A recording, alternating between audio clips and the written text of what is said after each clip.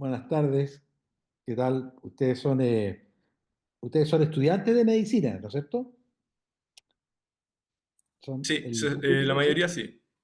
Ya, ¿están en la parte final de la carrera? ¿Qué años? ¿Están internos, más o menos? ¿O hay de todo? Hay un poco de todo. Ok, perfecto. Bueno, es un placer estar aquí con ustedes compartiendo en este curso, ¿ya? Temas que son, eh, temas que son relevantes y que son muy importantes en la clínica. La fibrilación auricular es la arritmia que vemos con mayor frecuencia en los hospitales, en los consultorios. Fíjense ustedes que más o menos entre 1 y 2% de la población tiene fibrilación auricular. Si uno piensa que en Chile hay 20 millones de habitantes, estaríamos pensando que entre el 1 y el 2, o sea, entre 20.000 y 40.000, ¿ya? Ciudadanos chilenos o inmigrantes, digamos, una mezcla de todo, digamos, hoy día están con fibrilación auricular. Esto es la población total. Por cierto que la FA es una arritmia que aparece y se hace cada vez más frecuente en los pacientes mayores, ¿ya?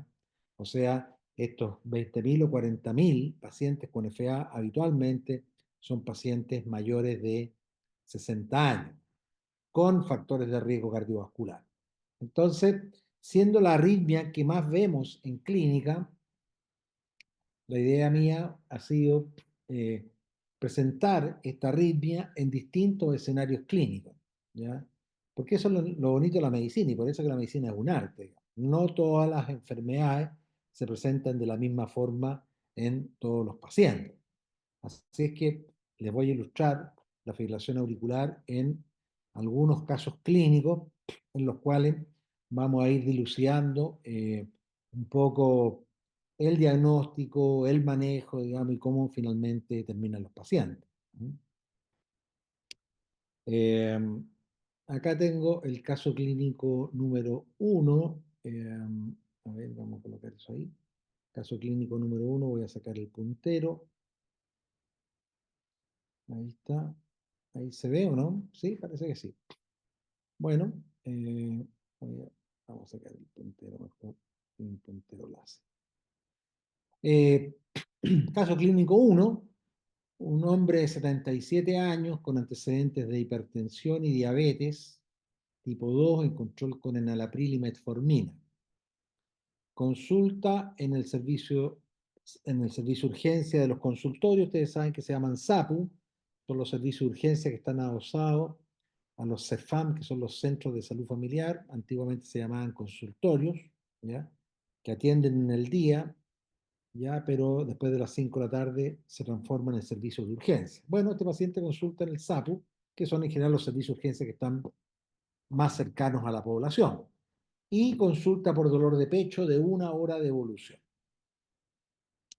Y ustedes saben que cuando un paciente consulta con dolor de pecho en un servicio de urgencia, este paciente hay que hacerle un electrocardiograma antes de 10 minutos, ¿ya?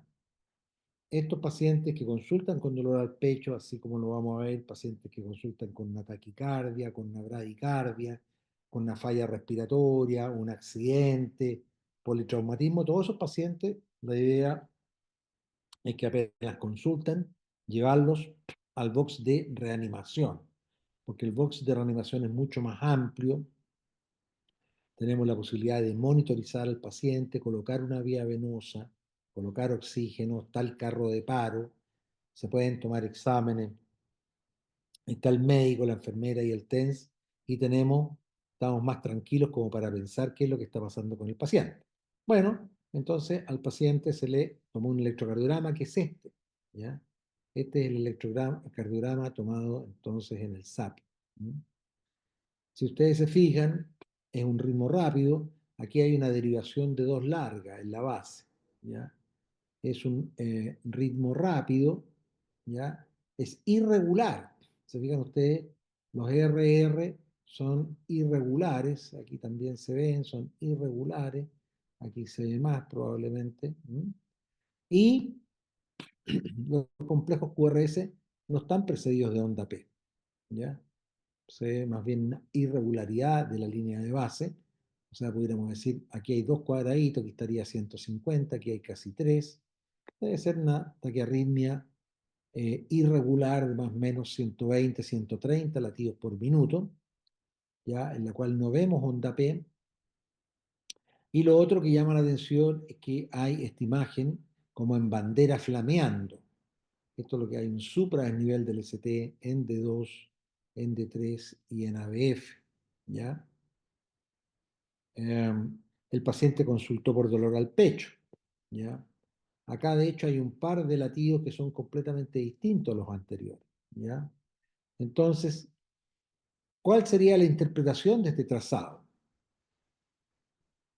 Sin lugar a duda que es una taquicardia irregular, ¿ya? De complejos anchos o de complejos estrechos, ¿ya? Esa es la duda, ¿ya? Acá se ven estrechos, aquí se ven anchos, aquí se ven estrechos. Aquí se ven anchos fundamentalmente porque aquí está la repolarización, ¿ya? Hay un supra en nivel del ST. Entonces es una taquicardia irregular de complejos estrechos. ¿Y entonces de qué se trata?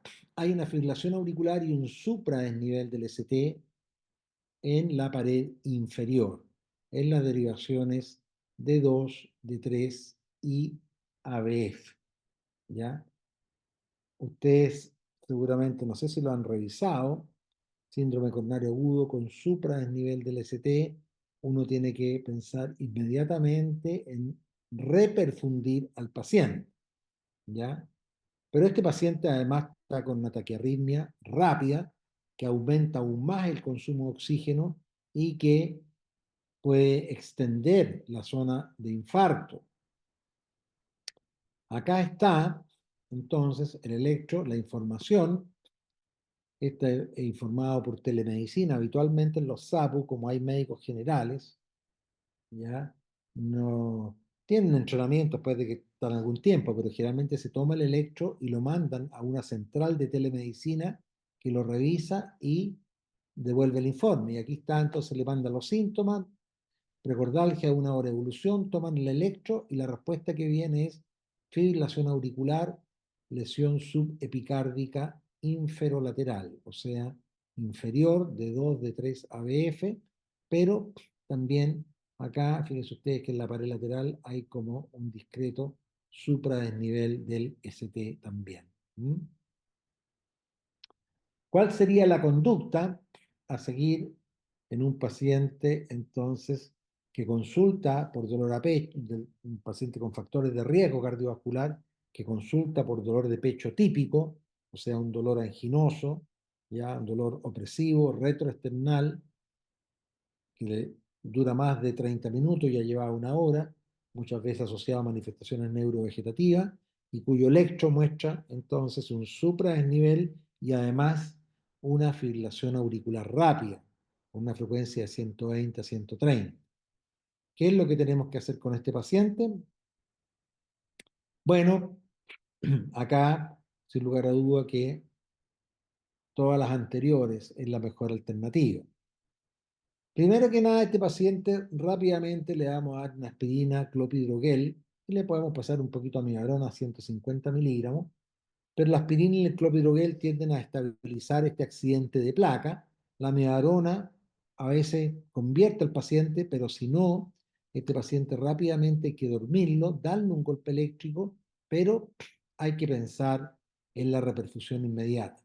Muchas veces todo esto se hace si el hospital es un hospital importante, grande, en que hay una unidad de cardiología intervencional, el paciente se traslada para allá y obviamente se va a intentar hacer una coronariografía de urgencia para intentar abrir el vaso que probablemente es la coronaria derecha o una circunfleja pudiera ser también. Pero generalmente lo que se hace también, mientras se está haciendo, colocando los catéteres, el paciente se duerme y se le da un golpe eléctrico, una cardioversión para sacar al paciente a ritmo sinusal, 70, 80, 90, y de esa forma entonces reducir el consumo de oxígeno en un miocardio que tiene una circulación coronaria crítica. Por eso que en el fondo colocamos aquí todas las anteriores. Reperfusión inmediata, pero hay que darle inmediatamente aspirina, clopidogrel. Podemos intentar colocar 150 miligramos de amiodarona, pero hay que terminar la arritmia también de forma rápida. Ese es un escenario de una fibrilación auricular en el contexto de un síndrome coronario agudo con supradesnivel del ST. ¿Ya? Este es un caso clínico 2, también un paciente hombre de 67 años, hipertenso, en control con atenolol, losartán, paciente asintomático cardiovascular, y durante la mañana, mientras estaba caminando, empieza con un dolor anginoso, una presión retroesternal que se irradia la extremidad superior izquierda. El dolor como que va y que viene, pero persiste. Y luego de una hora, el paciente entonces decide consultar en el servicio de urgencia. ¿Ya? Y consulta en el servicio de urgencia y este es el electrocardiograma que tiene.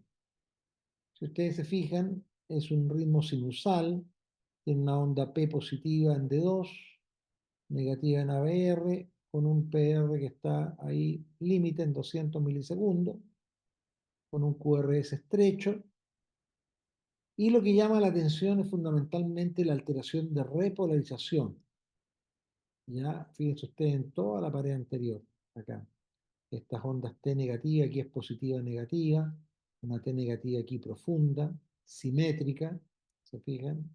Profunda y simétrica, que por cierto en el contexto de un paciente hombre con factores de riesgo cardiovascular y que consulta por dolor al pecho, uno debiera pensar de que pudiera haber entonces un accidente de placa y este paciente entonces hay que ingresarlo con el diagnóstico de síndrome coronario agudo, en este caso sin supradesnivel del ST, porque lo que tenemos son alteraciones de la repolarización tipo onda T positiva negativa y luego una onda T negativa simétrica bien profunda. ¿Mm? Síndrome coronario agudo sin supradesnivel del ST. Fíjense ustedes que al rato, ¿qué pasa con el paciente? ¿Ya? Se pierde el ritmo sinusal, probablemente por isquemia. Persiste la alteración de repolarización, pero fíjense ustedes que aparece ahora una fibrilación de la línea de base y un ritmo irregular. Este RR es completamente distinto a este RR.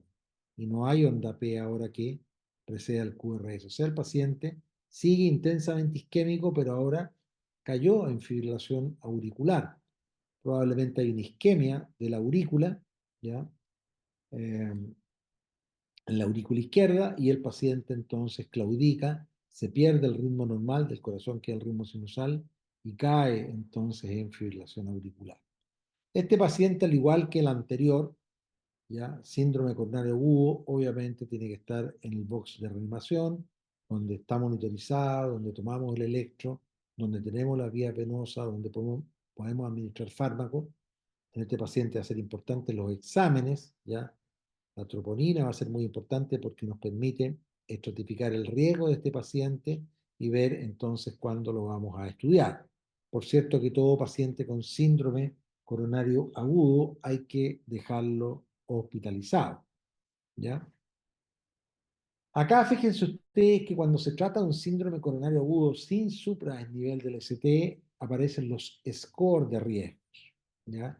Aquí está el TIMI, el GRACE y el HART. El HART es muy bueno porque está diseñado para servicio de urgencia, es muy fácil la mnemotecnia, history, electrocardiogram, age, risk factor y troponina.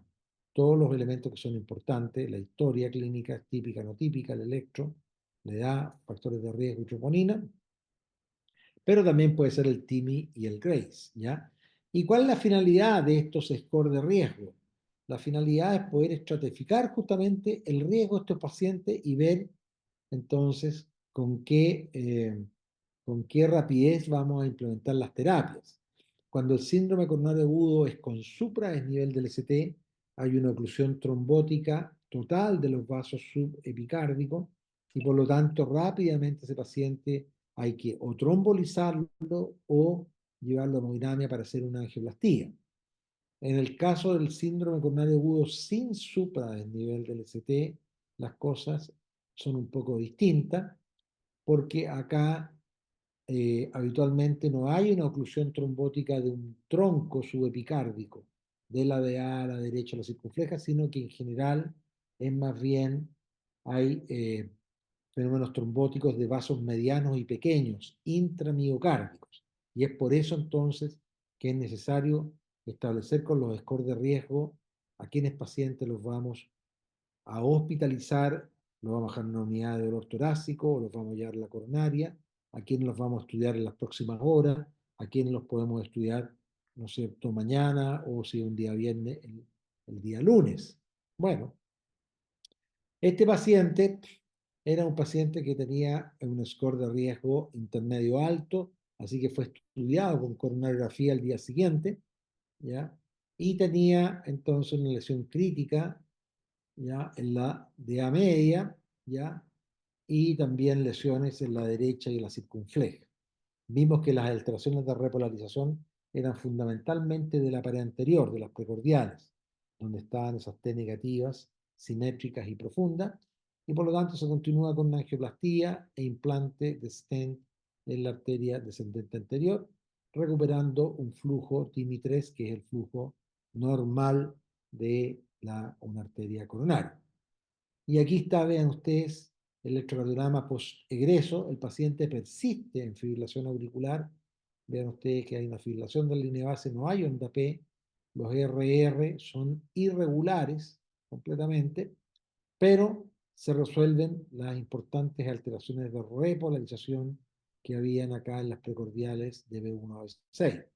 Ustedes se recuerdan que aquí teníamos unas T negativas profundas y simétricas y eso ya no está, digamos, porque se abrió el vaso culpable. Es interesante porque las troponinas, que son útiles en los síndromes coronarios sin supradesnivel del ST, no así en cuando hay supradesnivel del ST, porque cuando hay supra, la estrategia terapéutica es rápida, reperfusión y uno toma la decisión con la clínica y el electro, con supra. Las troponinas van a llegar después y probablemente van a estar muy altas, ¿ya? Pero en el caso de los síndromes coronarios sin supra, las troponinas son importantes porque juegan un papel en la estratificación de riesgo por los scores para ver si es un síndrome coronario agudo sin supra, de bajo, de riesgo intermedio o de riesgo alto. Es importante que sepan también que las troponinas en general son marcadoras de daño miocardio, ¿ya? Pero no le ponen el apellido al daño miocardio, ¿ya? El apellido se lo coloca el cuadro clínico. O sea, la elevación de troponinas habitualmente ocurre cuando hay una oclusión aguda trombótica de una arteria coronaria, un síndrome coronario agudo con supra, obviamente gran elevación de troponina, un síndrome coronario agudo sin supra, una menor. Si hay una miopericarditis, también puede haber elevación de troponinas por inflamación. Si hay insuficiencia cardíaca, también por daño que ocurre fundamentalmente, el estrés parietal de la falla cardíaca produce destrucción de miocitos y liberación entonces de esta eh, proteína del citoesqueleto de la fibra miocárdica y aumentan los niveles de troponina cuando hay falla renal, cuando hay una embolía pulmonar, una disección aórtica. Es decir, las troponinas no hablan solamente que hay daño miocárdico, pero la etiología, la causa del daño, esa la pone el cuadro clínico. En este caso particular, hombre, factores de riesgo cardiovascular, dolor al pecho, síndrome coronario agudo sin supra, entonces la elevación de troponina está dada fundamentalmente por la isquemia, ¿no es cierto? Acá tenemos la forma en que cómo nosotros vamos a utilizar las troponinas. Bueno, es importante, yo le decía el score de Hart, el cuadro clínico, el electro y las troponinas. Bueno, acá tenemos una presentación atípica, electro normal, troponinas negativas. Esto probablemente, esto no es un dolor, ¿no es cierto?, de origen cardíaco, pero ya en la medida que el dolor se va haciendo un poco más típico y las alteraciones del ECG empiezan a aparecer, acá hay un infra a nivel del ST, y empiezan a aparecer marcadores ya de daño miocárdico. Y finalmente, cuando el dolor es típico, acá un tremendo supra del nivel de ACT, una gran elevación, y nos vamos moviendo entonces desde una angina inestable hasta un infarto sin supra, hasta un infarto con supra del nivel del ST. Es interesante que las troponinas, hoy día en la mayor parte de los lugares se usa la troponina ultrasensible, ya permite implementar la estrategia de rule out y rule in. Rule out cuando la troponina basal es baja y no hay cambio a las 2 horas, un paciente sin mayores factores de riesgo, un dolor atípico, lo más probable es que ese dolor no es de origen coronario, rule out. El paciente se descarga con una probabilidad de valor predictivo negativo de casi un 100%. Por el contrario, si el cuadro clínico es típico, el electro está alterado, infradesnivel o T negativa, asimétrica, y el nivel basal es alto, o siendo bajo, pero el delta a las 2 horas es mayor a 10, entonces ese paciente hay que dejarlo hospitalizado. Rule in, porque lo más probable es que está cursando un síndrome coronario agudo sin supradesnivel del ST. Y acá hay toda una zona intermedia, una zona gris, en que si está más cerca de un cuadro atípico, con mínima alteración electrocardiográfica y discreta elevación de troponina, probablemente los pacientes lo vamos a observar 12 a 24 horas en una unidad de dolor torácico, la urgencia, y si anda todo bien, se egresa, y por el contrario, si el dolor se hace más típico, más intenso, aparece un poco de arritmia o cambian las alteraciones del electrocardiograma o se produce una elevación de las troponinas, probablemente entonces vamos a hospitalizar a ese paciente y lo vamos a tener que estudiar. Esta es la cinética en general de los biomarcadores, ¿ya? El que usamos es fundamentalmente la troponina, que ustedes ven acá. Esta es la troponina. Y esta es la CK, que muchas veces también se pide, la que está en amarillo. Vean ustedes que la cinética de liberación de la troponina es muy alta al principio y después empieza a bajar, pero se mantiene alta hasta prácticamente entre 4 y 7 días, a diferencia de la CK, que aumenta mucho más discretamente, pero se normaliza rápidamente a las 24, 48 horas. Es por eso que la CK nos sirve para diagnosticar un reinfarto que puede ocurrir al quinto, sexto, séptimo día. En cambio, las troponinas no nos sirven para el diagnóstico de un reinfarto porque se mantiene elevada más o menos una semana. ¿Mm? Eh, y ahí está entonces las curvas de Kaplan-Meier de cómo andan los pacientes en la medida, digamos, en que se produce elevación de troponina. Obviamente que mientras mayor es la elevación de troponina, ¿ya? La incidencia, obviamente, de eventos, ¿ya? De MACE, que se llaman eventos cardiovasculares mayores, va a ser mayor. Acá una elevación muy baja de troponina, aquí aumenta, vean ustedes ya cuando es importante. Obviamente esto habla de que ha habido una importante masa miocárdica con daño, con injuria, con necrosis, y por lo tanto cabe esperar de que este paciente evolucione con complicaciones eléctricas, mecánicas, o pueda quedar con un importante daño miocárdico y con falla cardíaca entonces en el futuro. ¿Mm? Bien, esos dos primeros casos un poco ejemplifican cómo puede presentarse la fibrilación auricular en el contexto de un síndrome coronario agudo. El primer caso, síndrome coronario agudo con supradesnivel del ST, en que la estrategia fundamental es la reperfusión inmediata. Y en el segundo caso, el síndrome coronario agudo sin supradesnivel del ST, en el cual los pacientes se estratifican de acuerdo al score de riesgo y de esa forma entonces se implementan las terapias, ¿ya? Probablemente, como ocurrió en este caso, también va a terminar en una angiografía y en una angioplastía, y los pacientes luego de 5 a 7 días en la unidad coronaria egresan en general y quedan con una terapia que se llama de prevención secundaria. ¿Qué significa eso? Que quedan con aspirina, con clopidogrel, con atorvastatina en dosis altas inicialmente, con betabloqueo, con inhibidores de la enzima convertidora. Eso constituye un poco la terapia de prevención secundaria de un paciente que ha tenido un evento coronario. Ahora nos vamos a otro escenario clínico,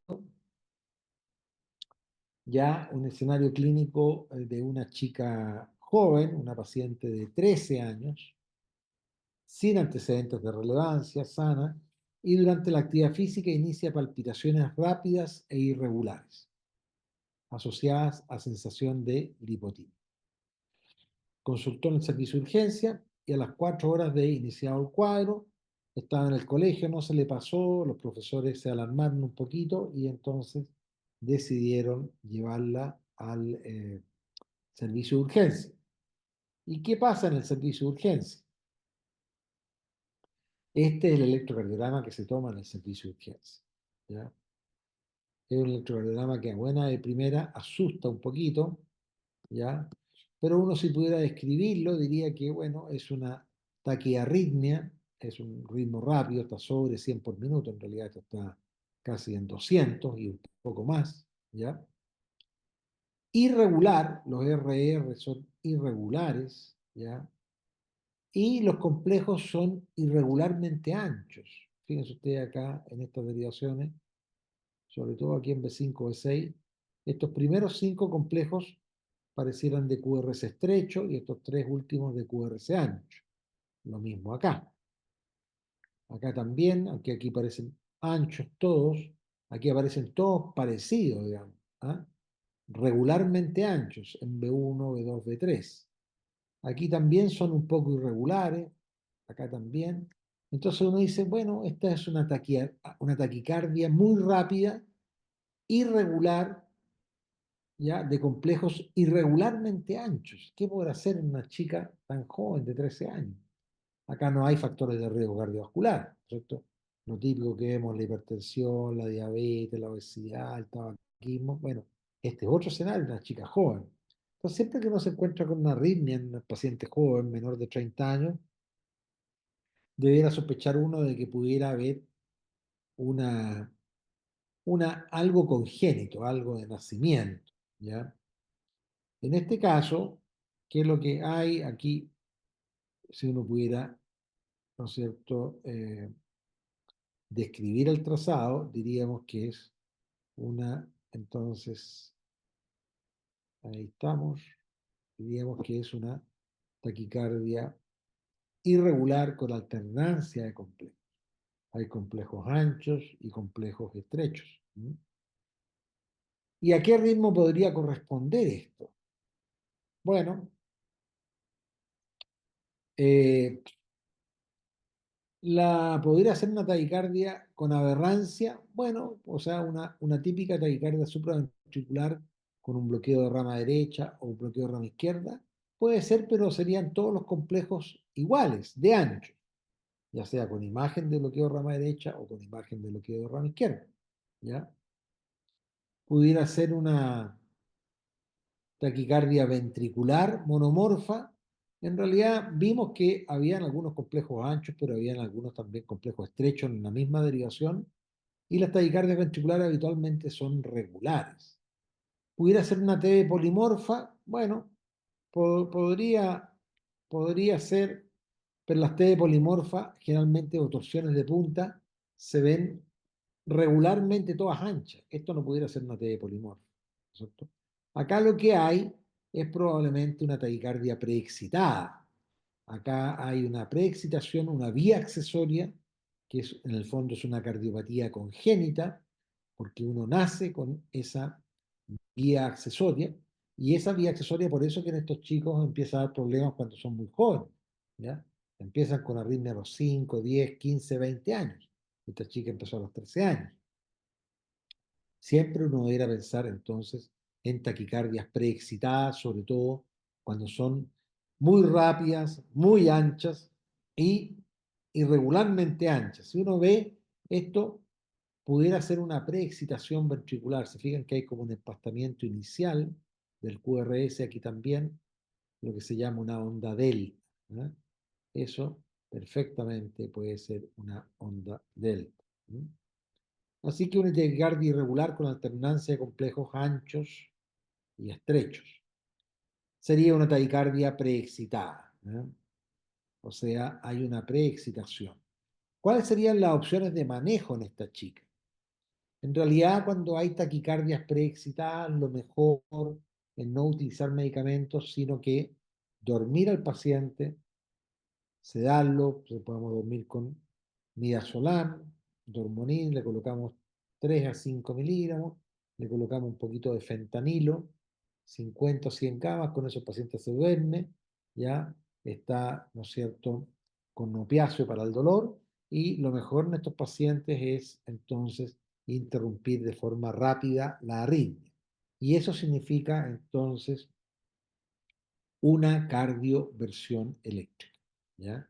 Una interrupción de la arritmia de forma rápida. La cardioversión está sincronizada con el QRS, o sea, empieza a aparecer una flecha, usted en el equipo dice un botón que se aprieta sync, empieza a caer la flecha en el pic del QRS y entonces se entrega la energía, en este caso 100 o 200 joules, y fíjense ustedes que luego de la descarga, la paciente sale a ritmo sinusal. Ahí lo vemos claramente. Aquí están D2 positivo y ABR negativo, un ritmo sinusal con un PR normal, un QRS fino. Y aquí ya estamos viendo que hay una suerte de PR cortito y un empastamiento inicial del QRS que corresponde entonces, fíjense ustedes aquí, la onda P está prácticamente montada en el inicio del QRS. ¿Ya? O sea, efectivamente hay un PR corto, una onda delta, y es lo que llamamos entonces un electro con preexcitación ventricular, ¿ya? Y como el paciente ha tenido arritmia, es lo que entonces describieron unos 3 caballeros que ya los vamos a ver.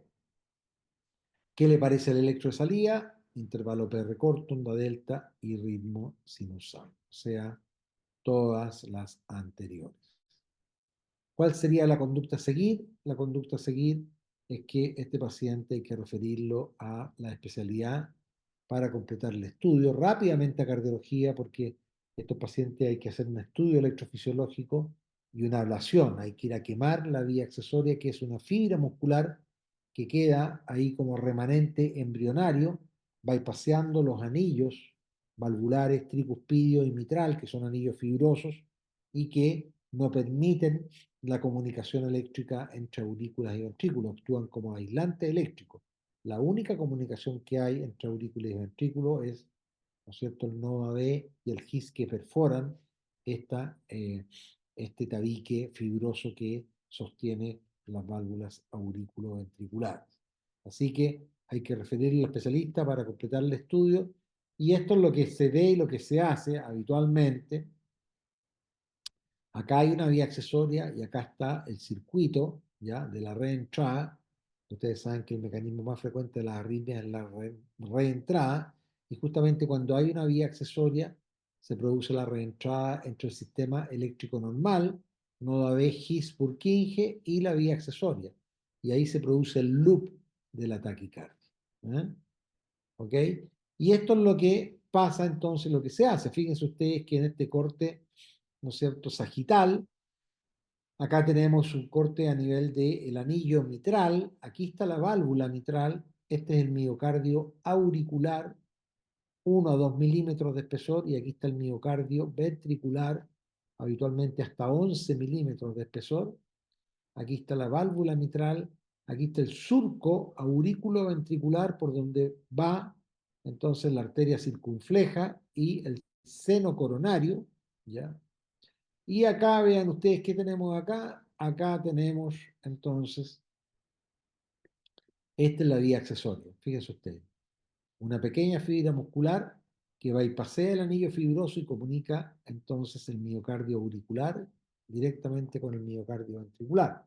Y son fibras que conducen todo a nada y pueden conducir el estímulo rápidamente. Entonces, cuando cae el paciente en FA, ¿ya?, una gran cantidad de estímulos bajan por aquí directamente, que pueden llegar a, ¿no es cierto?, 200 o 150, y una menor parte están pasando eh, por el sistema normal, por el nodo B. ¿Qué es lo que hay que hacer? Un estudio electrofisiológico, y con un catéter se coloca acá debajo del anillo mitral y se llama catéter de ablación, se le aplica calor a esto y es la solución. Aquí está, después de que se le aplicó calor, se quema la vía accesoria y queda esta cicatriz fibrosa y queda aislado entonces el miocardio auricular del miocardio ventricular. Y es la solución definitiva entonces de esta paciente. Entonces acá tenemos el electro con el que llegó la paciente, una taquicardia irregular muy rápida con complejos entonces que nos impresionan, que están preexcitados con una onda delta acá, un empastamiento inicial del QRS, ¿ya? Pero hay complejos entonces, complejos finos y complejos anchos, y luego de la cardioversión, el paciente sale a ritmo sinusal, lo hemos sacado de la emergencia médica, pero vemos que entonces está efectivamente preexcitado, PR corto, onda delta. Acá vemos que la onda P está prácticamente montada allí. Y al referirlo al especialista, entonces se hace el estudio, se hace la ablación y finalmente vean ustedes cómo se separa. Vean ustedes en D3 cómo se veía junto a la P acá al QRS y aquí se separa. Se quema porque ahora todos los estímulos que vienen desde arriba, desde la aurícula, tienen que bajar por el nodo B, que tiene propiedades de conducción decremental y separa entonces la onda P del QRS claramente. ¿Mm? Aquí al quemar se pasó a llevar un poquito la rama derecha y por eso que el complejo quedó ancho con esta imagen de bloqueo de rama derecha. Pero esta paciente con esto está entonces curada. Esto es lo que ustedes han escuchado hablar y lo que escribieron estos tres cardiólogos ya hace, fíjense ustedes, casi 100 años, doctor Wolf, Parkinson y White, ¿ya? Que describieron entonces ese electrocardiograma alterado, un PR corto, una onda delta en pacientes que hacían taquicardias de forma frecuente y dijeron esto no puede ser normal y entonces los estudios revelaron de que eso estaba dado por una conexión anómala entre aurícula y ventrículo, lo que llamamos vía accesoria, y que entonces describieron muy bien hace ya casi 100 años Wolf, Parkinson y White. Así que es importante porque cuando uno tiene esto, si uno, por ejemplo, le hace un electrocardiograma a un paciente que viene a un chequeo clínico, paciente que no ha tenido nada, pero va a hacer deporte, se lo piden en el colegio o quiere ir al gimnasio, y uno se encuentra con esto, uno dice, ah, mira, este electro está preexcitado, tiene un PR corto y una onda delta, ¿ya? Se informa como preexcitación ventricular. Ahora, si el paciente al interrogarlo, entonces ha tenido taquicardias, eso es lo que se llama, ¿no es cierto?, síndrome de Wolf, Parkinson y White. O sea, electro preexcitado más taquicardia. ¿Ok? Bien. Eh, yo no sé si hacemos no sé si podemos hacer un break. Eh, ¿Qué les parece? doctor, terminó con... ¿Se escucha? ¿Terminó con ¿Sí? con la presentación? No, me queda el Porque caso clínico 4 que es interesante, pero la otra parte es más cortita porque quiero hacer el diagnóstico diferencial, sobre todo, digamos, de TPCB. Va a ser mucho más simple, pero como han eh, tenido las dos charlas ya medias al hilo, yo creo que van a estar un poquito es que, cansados, entonces podríamos hacer un break de 10 o 15 minutos y termino con el caso clínico 4 y ahí seguimos con la otra, ¿te parece? ¿O seguimos al tiro con esta? se me quedó pegado. No, tenemos un break de 15 minutos entre las 7:30 y las... ¿aló? Ya, lo que pasa es que este caso clínico es el más largo, dura como 20 minutos. Sí, no, yo creo que podemos dejar las preguntas juntar las preguntas para después de la segunda presentación y podemos hacer eso. Entonces, podemos hacer un break de 10 15 minutos y volvemos Ok, a las perfecto. Ah, Un 7, cuarto, un 7, cuarto para las 7, 8. ya, eso, a las siete Ya, cuarenta y cinco Súper, listo. puntual, Ya, yes. ya, Gracias, doctor. ya. Atenolol, clamida y aspirina. Consultan el sapo por palpitaciones rápidas y progresión de la disnea. ¿Mm? Al examen se observa un paciente inquieto, con sensación de falta de aire, pulso rápido e irregular, está hipertenso, 200 con 100, yugulares ingurgitadas, un ritmo irregular en dos tiempos con un soplo holosistólico de la punta, pulmones con crépitos en ambos campos y además tenía edema de extremidades inferiores, saturando 85% con oxígeno ambiental. Eh, Se le toma un electrocardiograma, que es este,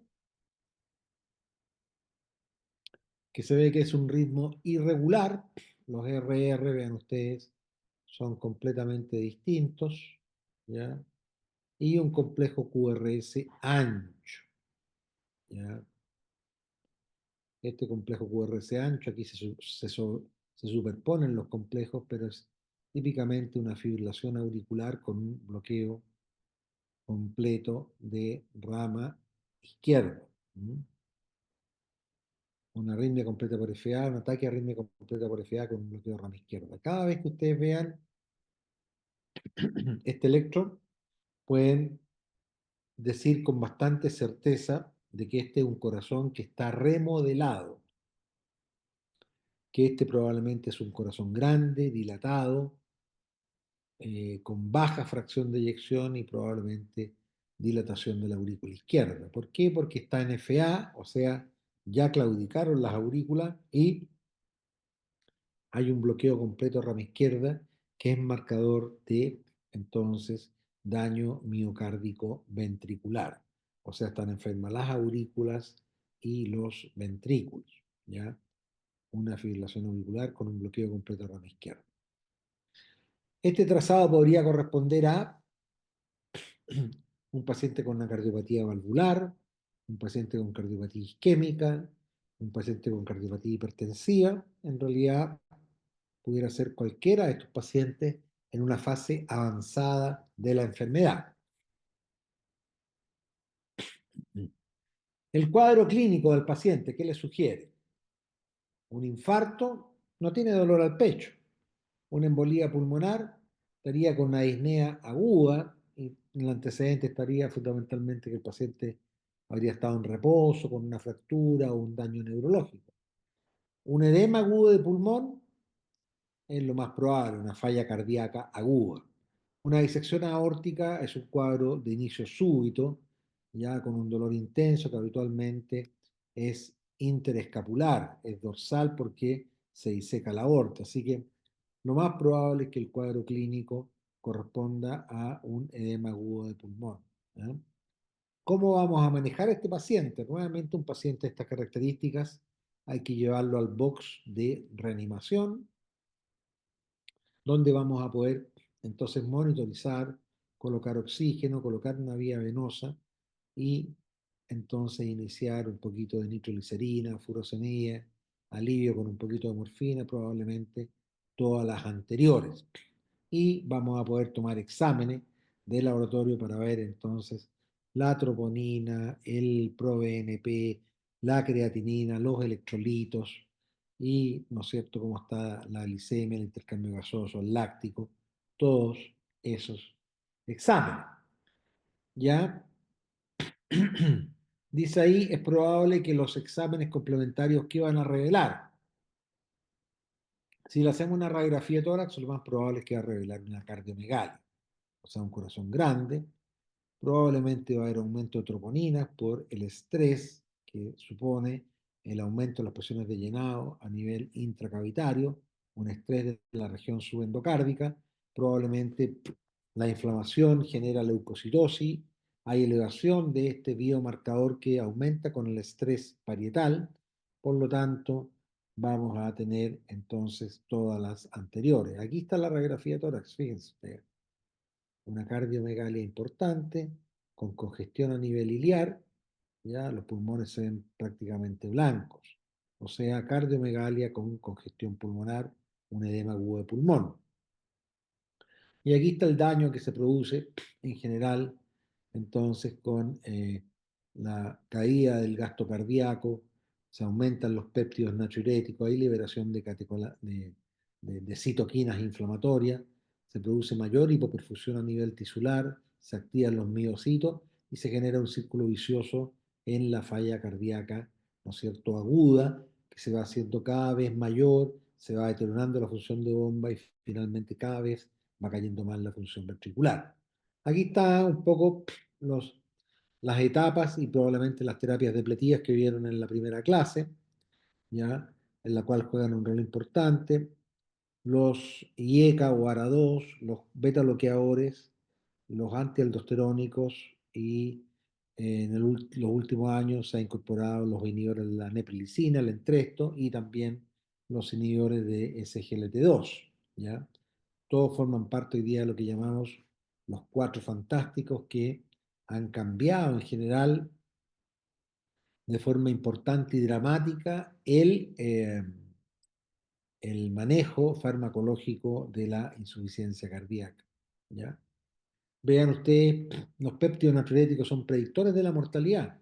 Mientras más elevados están los péptidos, vean ustedes, ya, la probabilidad de supervivencia es mucho menor.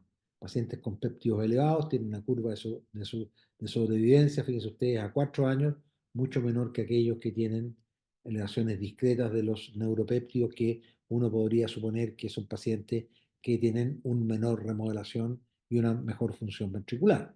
¿Ya? Al egreso este paciente debe recibir,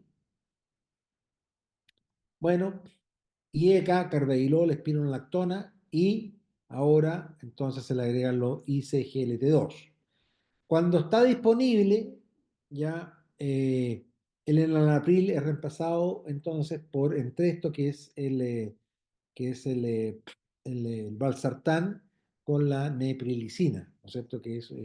Con el, que es en el fondo, digamos, actúa a nivel renal, justamente mejorando los niveles de péptidos natriuréticos que tienen un efecto entonces vasodilatador y de alguna forma limitan la progresión del daño a nivel miocardio. ¿Mm? Todos los anteriores. Aquí están las típicas curvas de presión-volumen que seguramente ustedes han estudiado en fisiología, ¿ya? Acá tenemos una curva de presión-volumen normal y acá tenemos la curva de presión-volumen en un corazón enfermo, ¿ya? Que vemos que estos pacientes tienen un volumen residual muy importante, ¿ya? Aumenta el volumen acá de fin de diástole, el sístole, ¿no es cierto? Es reducido también la capacidad contráctil y luego vuelven acá con, ¿no es cierto? Un delta, fíjense ustedes que de 100, 120 ml, digamos, ¿no? Con un tremendo gasto energético y esta es la curva normal, ¿ya? Fin de diástole, sístole, ¿no es cierto? Contracción isovolumétrica, sístole y luego cae la presión.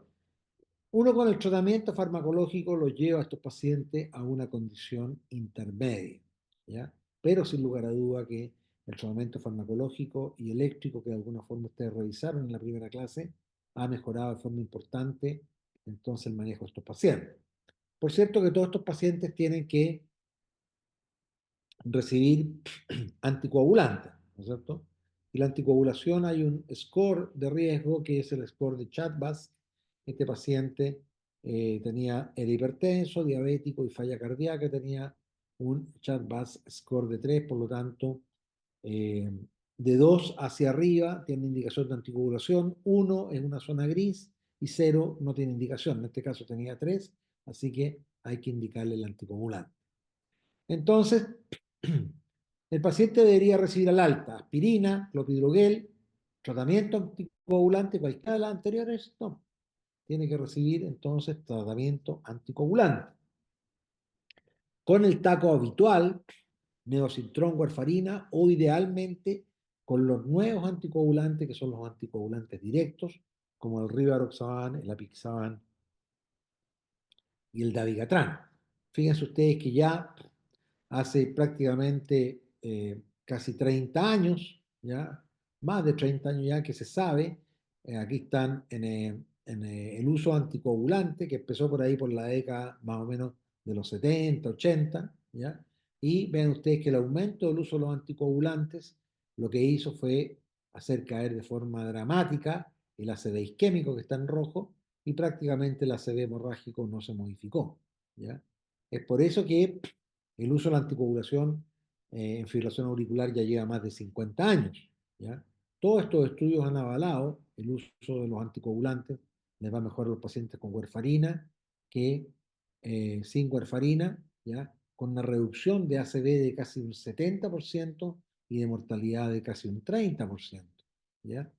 En cualquier escenario, y esto es muy importante, de CHA2DS2 y de Hasbled, que el Hasbled lo que nos mide es el riesgo de sangramiento del paciente y el CHA2DS2 el beneficio del paciente en términos de reducción de un ictus isquémico. Vean ustedes en cualquier escenario, o sea, acá está CHA2DS2 bajo, CHA2DS2 alto, aquí está Hasbled bajo, Hasbled alto. Esta sería la peor situación en la cual tenemos un CHA2DS2 alto y un Hasbled alto.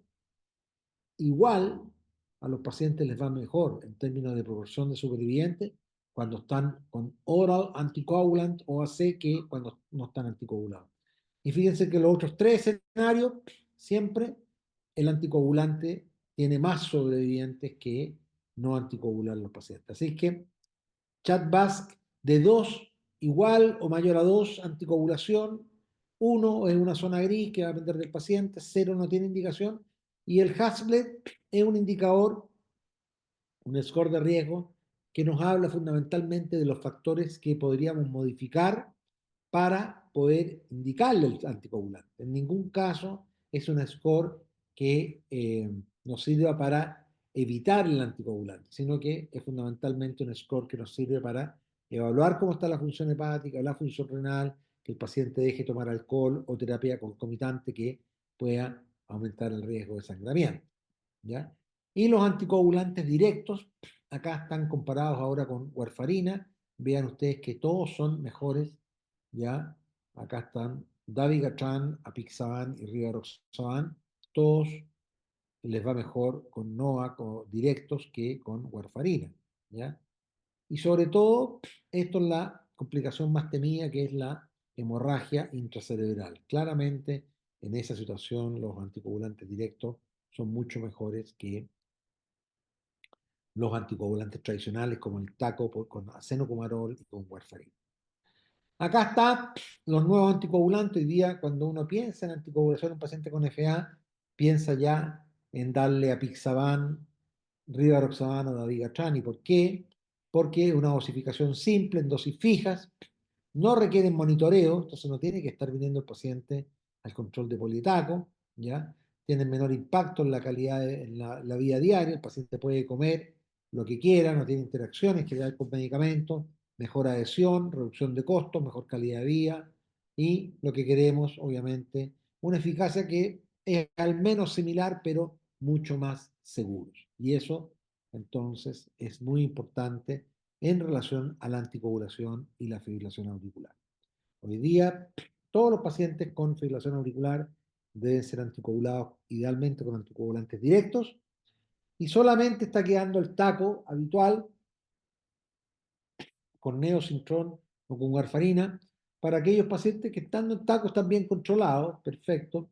Hay algunos pacientes que les gusta ir al hospital todos los meses para que lo vean, le tomen el examen, bueno, también. Y sobre todo para aquellos pacientes que tienen prótesis cardíacas mecánicas, esos tienen que seguir recibiendo acenocumarol o warfarina.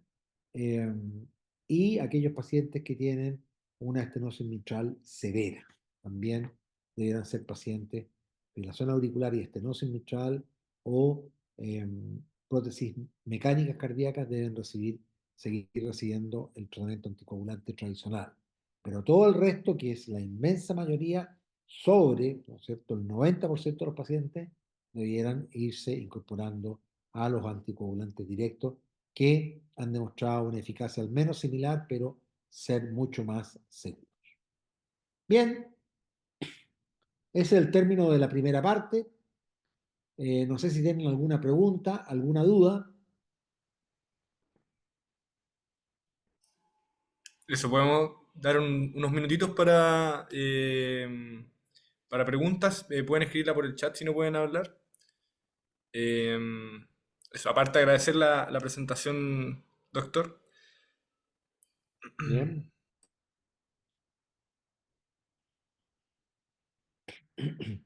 La segunda parte va a ser más cortita, así que no se preocupen. Mm,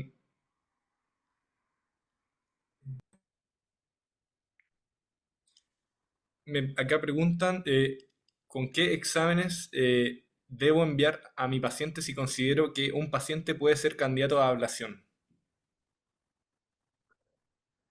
Claro, bueno, ya vimos, digamos, la ablación en la FA preexcitada, ¿no es cierto? Que esa probablemente en una lista de indicación de pacientes para ablacionar probablemente está la número uno, porque todo el riesgo de arritmia y de muerte de esos pacientes está dado por esa fibra muscular que comunica el miocardio auricular con el miocardio ventricular, ¿ok? Así es que esa sería una cosa. Ahora, la ablación en términos generales para pacientes con FA en la población general, la indicación 1A, es decir, donde existe acuerdo y donde todo eso está apoyado por evidencia clínica potente, indicación 1A de ablación de fibrilación auricular son pacientes con fibrilación auricular paroxística, jóvenes en general, menores de 60 años, sin cardiopatía estructural, que están muy sintomáticos, que han tenido episodios recurrentes de fibrilación auricular y que se encuentran refractarios a antiarrítmicos, fundamentalmente del grupo 1C, que son la flecainida y la propafenol. Esa es la indicación 1A de ablación de fibrilación auricular. Por cierto que hoy día se están ablacionando también pacientes que son un poco mayores, que pueden ser hipertensos, que pueden tener una aurícula ligeramente dilatada, una fracción de eyección sobre 40-45%, ¿ya? Y en los cuales eh, se ha intentado el control con antiarrítmico y los pacientes han seguido sintomáticos. ¿Mm? Pero en la medida en que nos vamos alejando del paciente joven, o sea, que vamos avanzando a pacientes de mayor edad, con mayor deterioro de la función ventricular, con aurículas más dilatadas, obviamente que el beneficio y el éxito de la ablación, que en este caso es de las venas pulmonares, va cayendo de forma importante. Así que hoy día la indicación 1A es esa. FA paroxística, pacientes jóvenes sin cardiopatía estructural, refractaria al tratamiento médico que se encuentran muy sintomáticos. ¿Ok? Sí, acá otra pregunta, doctor. Me dicen, ¿cuándo debemos derivar a cardiología y qué tan frecuentes deben ser los controles? No sé si esa es la pregunta. Claro, los ¿Cuándo pacientes, es? mira, los pacientes, si tú supones, yo les decía que 1 a 2% de la población general, o sea, entre 20.000 y 40.000 ciudadanos que viven en Chile, ¿ya? Hoy día tienen FA en de distinto tipo, FA paroxística, FA persistente, FA permanente, pero que están con FA, la población es muy grande, porque de estos 20.000 o 40.000 pacientes, por lo menos 30.000 son pacientes mayores de 60, 70 años, con mucha comorbilidad, hipertensos, diabéticos, obesos, que han tenido un infarto, que tienen cardiopatía valvular, hipertensos maltratados, con cardiopatía hipertensiva. Entonces son pacientes que habitualmente, por el volumen, se manejan en los centros de salud familiar o en los consultorios con médicos generales. Y cuando se refieren, digamos, muchas veces se refieren los del internista, ¿ya? Y en los grandes hospitales, en los hospitales grandes a nivel de Santiago, cuando el paciente accede, digamos, a una consulta privada, lo puede recién ver un cardiólogo. Y el cardiólogo, bueno, ahí lo va a ver, probablemente va a optimizar el manejo, se va a preocupar de que esté anticoagulado y bueno, el control de los factores de riesgo es muy importante, controlar bien la presión, la diabetes, la dislipidemia, que el paciente deje de fumar, que empiece a hacer actividad física, que coma sano, que baje de peso. Son todas estrategias que son poblacionales, que se hacen en prevención primaria, que se hacen en los consultorios y son las estrategias que son más efectivas en el mediano y largo plazo. Porque cuando hablamos ya de marcapasos, ablación, hospitalizaciones, cirugía, entonces estamos en una etapa ya final de la enfermedad, en la cual todo lo que se haga es caro y de un pobre rendimiento. Así que el mensaje es que estos pacientes hay que manejar muy bien todos los factores de riesgo y la comorbilidad. ¿Mm?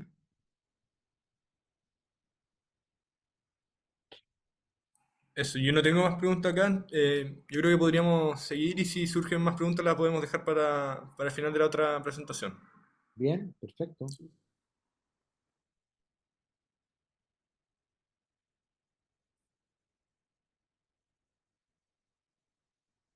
Eh, a ver,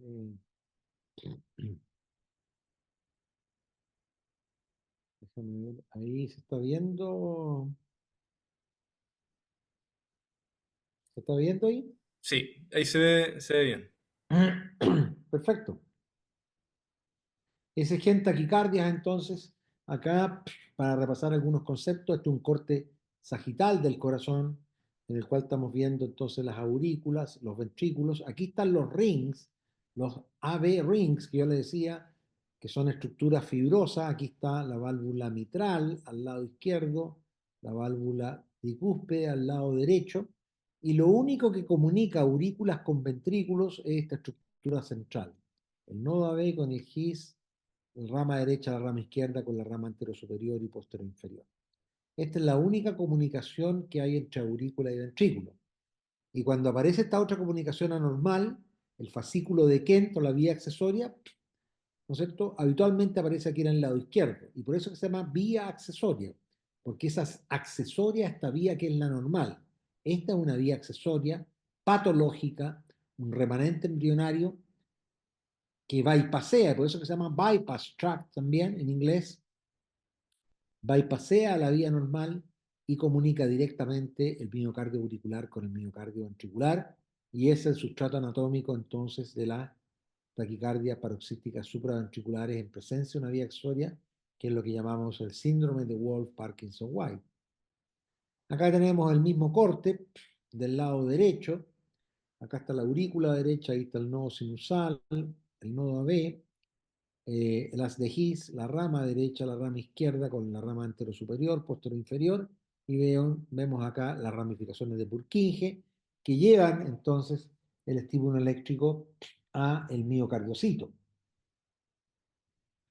Acá, nuevamente ejemplificado, la anatomía del sistema eléctrico del corazón, aurículas, ventrículos, y acá está entonces este anillo fibroso. Al lado derecho, el anillo tricuspidio, acá al lado izquierdo, el anillo mitral. Y vean ustedes que este tabique fibroso es perforado acá solamente por el nodo AB, el GIS, que pasa, ¿no es cierto?, perforan y comunican esta estructura directamente, entonces, aurícula de ventrículo. Es importante porque esta estructura central, que es el nodo AB, ahí está el nodo sinusal, el nodo AB, ¿ya? Son estructuras que dependen de canales de calcio, ¿ya? Tienen una capacidad de automatismo lenta, ¿ya? Son modulados por el sistema nervioso autónomo. Recuerden ustedes que, ¿no es cierto?, las maniobras vagales producen bradicardia sinusal y bloqueo AB, ¿ya? Y las catecolaminas producen taquicardia sinusal y entonces mejoran la conducción en el nodo AB. Entonces, las células automáticas, el automatismo normal del corazón reside en el nodo sinusal. Si éste está enfermo, puede retomar la actividad, el nodo AB. Y esto ocurre por corrientes lentas de calcio. A diferencia de lo que pasa en la aurícula, en el GIS, ¿ya? O el miocardio ventricular, en que las fibras son depolarizadas por canales de sodio, que no son automáticas, tienen una fase de ingreso rápido de sodio, una pendiente de despolarización casi instantánea, y no es modulable por el sistema nervioso autónomo. Eso es muy importante porque cuando veamos ahora la capacidad de interrumpir algunas arritmias, vamos a ver que las maniobras vagales juegan un rol importante cuando las arritmias se originan a nivel del nodo AB. ¿Por qué? Porque, ¿no es cierto?, la estructura, las células que están en el nodo AB y en el nodo sinusal son moduladas por el sistema nervioso autónomo y dependen de canales lentos de calcio. ¿Ya?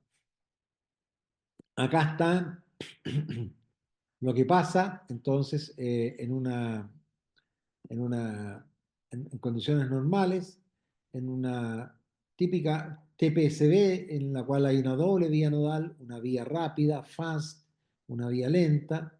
En ritmo sinusal, entonces, generalmente está pasando todo por la vía rápida, pero si hay un extrasístole, de repente se puede bloquear en la vía rápida, se conduce por la vía lenta, llega acá, baja, pero es capaz de devolverse por la vía rápida que tiene un periodo de repolarización un poquito más prolongado. Pero como acá se ha conducido en forma lenta, aquí ya se ha recuperado y esto inicia el loop de la taquicardia intranodal, que es la causa más frecuente de taquicardia supraventricular, ¿ya? Esa se llama la reentrada nodal típica, que es como les decía, la causa más frecuente. También puede haber una vía accesoria. Ahí está accessory pathway, ¿ya? Cuando pasa por aquí en ritmo sinusal, se va a preexcitar esta zona aledaña a la vía accesoria y por lo tanto aparece una onda delta, que es el empastamiento inicial del QRS, y el PR está cortado porque es una fusión entre el PR normal y este PR que casi no existe. Entonces el intermedio, el PR fusionado, nos da un PR corto, una onda P, que se monta en el QRS. ¿Mm? Las arritmias más frecuentes en presencia de vía accesoria son entonces la taquicardia ortodrómica, ¿ya? Esta que es la taquicardia ortodrómica, que es la típica TPCB, en la cual el estímulo baja por la vía normal, depolariza los ventrículos y se devuelve por la vía accesoria. Esta es una taquicardia, entonces, como ustedes lo ven, de QRS estrecho. ¿Por qué? Porque el ventrículo se depolariza por el sistema eléctrico normal. En cambio, cuando hay una taquicardia antidrómica, el estímulo entra por la vía accesoria y por lo tanto el ventrículo se preexcita, se genera una onda delta muy ancha y se devuelve por el His-Purkinje de forma retrógrada. Entonces acá, como hay una preexcitación de los complejos, aparecen los complejos QRS anchos. Entonces, muy interesante porque las vías accesorias pueden producir taquicardia ortodrómica, que es una típica taquicardia con QRS estrecho, taquicardia antidrómica, que es una típica taquicardia regular de complejo ancho, preexcitada, y la tercera arritmia es la que vimos en el caso 3, que es la taquicardia preexcitada más grave, que es la fibrilación auricular preexcitada, en el cual ya no hay un ritmo sinusal, sino que hay un caos eléctrico en la aurícula y gran cantidad de estímulos están bajando por la vía accesoria y unos pocos bajan por acá, y eso genera entonces RR muy cortos, taquicardia sobre 200 por minuto y complejos más o menos preexcitados, que es lo que da la típica característica de una taquiarritmia muy rápida, irregular y de complejos irregularmente anchos, ¿ya? Más preexcitados, más anchos, menos preexcitados, entonces un poco más estrechos, ¿ok? Eh, sacar ahí la S. Ok, esto es lo que pasa con la reentrada anual, que es la típica taquicardia paroxística supraventricular. A lo mejor alguno de ustedes ha tenido, porque esta arritmia es muy frecuente en las personas jóvenes, la TPC, bueno, la reentrada anual en general se puede producir en la edad media de la vida también, 40, 50, 60 años. Más frecuente en las personas más jóvenes son las vías accesorias. Pero en la típica, ¿no es cierto? El 60% de las TPCB son por reentrada anual, que es una micro reentrada en el nodo, en la cual está bajando por la vía lenta, llega al His-Purkinje y se devuelve por la vía rápida. Y eso genera entonces una relación 1 a 1, ¿ya? QRSP. Acá vemos en las TPCB, en el ritmo sinusal vemos la onda P y después el QRS. En las TPCB vemos primero el QRS y después vemos la onda P, que es lo que estamos viendo acá. Acá tenemos el complejo ventricular y acá está la aurícula, ¿ven? Entonces primero vemos el QRS, después la aurícula. La aurícula acá está muchas veces metida en la parte final del QRS. Entonces a veces no se reconoce, ¿ya? A veces no se reconoce. Bueno, y cuando hay una vía accesoria, como ya les mostraba, ¿ya? Hay un circuito, hay una macro reentrada, acá una taquicardia ortodrómica entrando por el sistema normal y se devuelve por la vía accesoria, que es la más frecuente, una reentrada con un circuito ortodrómico, ¿ya? Eh, ¿Y qué pasa? Que una vez que se convierte esta taquicardia, habitualmente con maniobras vagales o con adenosina, probablemente lo han visto, que produce un bloqueo importante a nivel del nodo B, vamos a tener entonces, vamos a tener el complejo preexcitado, un PR corto y un empastamiento inicial del QRS, una onda delta. ¿Ya? Si a este paciente, por ejemplo, ya le colocamos adenosina estando en ritmo sinusal, ya aumentamos el bloqueo en el nodo AB y empieza a pasar más por la vía accesoria y vean ustedes cómo este complejo, que aquí se ve preexcitado, aquí se ve más preexcitado y aquí se ve mucho más. Ya un PR mucho más corto y una tremenda onda delta, justamente porque hay una preexcitación latente que es desenmascarada luego de la administración de adenosina, que bloquea entonces la conducción en el nodo. ¿No? ¿Ok? Eso es muy interesante.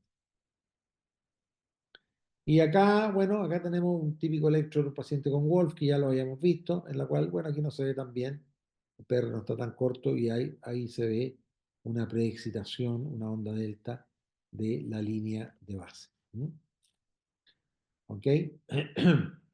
Acá, ¿qué pasa cuando tenemos una, qué pasa cuando tenemos una taquicardia auricular o un flutter? Vean ustedes.